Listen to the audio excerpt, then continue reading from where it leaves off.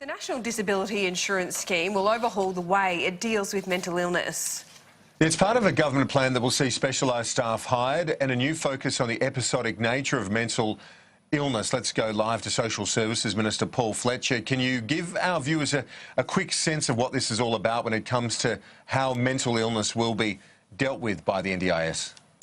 Well, psychosocial disabilities, which is essentially severe mental health issues, it might be things like severe depression or schizophrenia, are subject to the National Disability Insurance Scheme. In fact, there's estimated to be around 64,000 Australians with a mental health condition, a psychosocial illness of sufficient severity that it's eligible to be covered by the National Disability Insurance Scheme.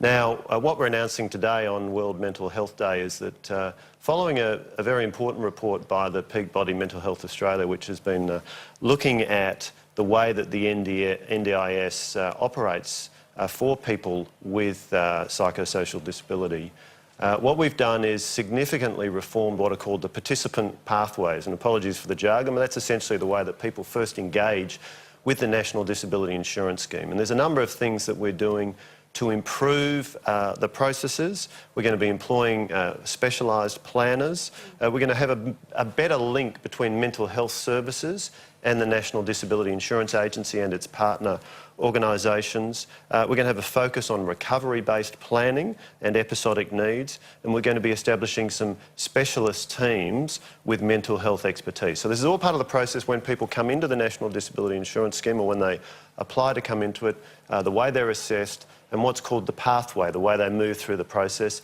So a big focus on this, and the Chief Executive of Mental Health Australia has welcomed this. He said he's pleased that the National Disability Insurance Agency is listening to the concerns. Paul Fletcher, will there be an extra spend here? It sounds like to qualify for this treatment under the NDIS when it comes to mental health, you have to be quite a severe case. So a huge extra burden. Well, the National Disability Insurance Scheme has been planned on the basis of including people with psychosocial disability. And so with the National Disability Insurance Scheme, we're scaling up to spending an estimated $22 billion a year early in the next decade. That's Commonwealth and state and territory funding. The focus is on how we deploy that funding and give effect to the principles of the scheme. Of course, we're rapidly growing the National Disability Insurance Scheme. The number of participants has just passed 200,000. The bilateral estimate is that the number of participants doubles this 2018-19 financial year, and we need to get, well, the estimate is about 460,000 by 2020. So a huge amount of resources being allocated, Commonwealth and state and territory, but what we need to do is make sure that those who are eligible for coverage within the scheme are being are given the support that they need, and that's why this new pathway and this new focus on psychosocial disability is very important.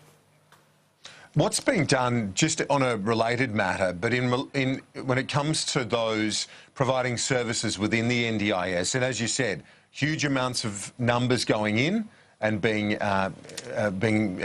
taken in by the NDIS in terms of their coverage. But in terms of the providers, what's being done to ensure that they're not gouging in terms of price? Because I've just anecdotally around Canberra heard huge prices being charged, inflated prices being charged by some of the providers within the NDIS umbrella. And look, a lot of work being done on that front. A major review of pricing was conducted for the National Disability Insurance Agency by external consultants. A significant focus from board and management on that, also a significant focus on fraud. So we are making sure that as we spend this very substantial amount of taxpayers' money, that we do so carefully and for the intended purposes. And what we do want to do is make sure we're getting value for money here as we bring on providers. And that's all part of the process of developing plans, implementing plans, absolutely getting outcomes for taxpayers' money here in terms of better opportunities for Australians with disability, better participation in the community, better participation in employment. This is a major social reform. We need to make sure that it works effectively and that we give effect to the design principles, which of course have been committed to bilaterally, I should say in a bipartisan fashion, and by state and territory governments as well as the Commonwealth. Paul Fletcher, do you think religious schools should be allowed to turn away gay students and teachers? Well, Look, you're asking about reports this morning about the Religious Freedom Report, which was prepared by the eminent Australian Philip Ruddock and a committee that he led. I make the point that is a report to government, it's not a report of this government. This has been flagged before, now it's made somewhat official in a report to government. Is it a good idea or not? Can I just make this point in terms of process? The report has been received by government, that's been known for some time. It has not been seen by most cabinet ministers, including me. I've not seen the report, it hasn't been considered by cabinet. What we'll do is we'll go through a careful, thorough, respectful process of considering recommendations in this report. Government... On the face of it, is it a good idea?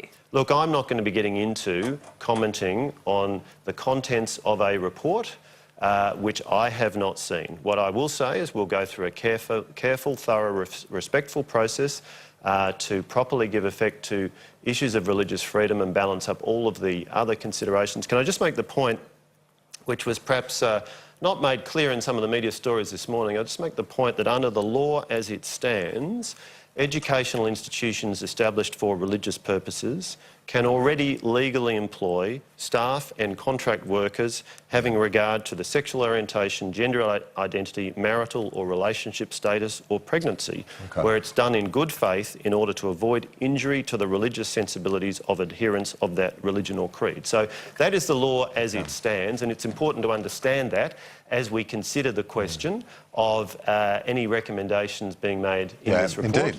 And whether or not there needs to be any change to that law that you've just articulated. But Paul Fletcher, we're out of time. We'll talk to you soon. Quick look at the weather. Showers over the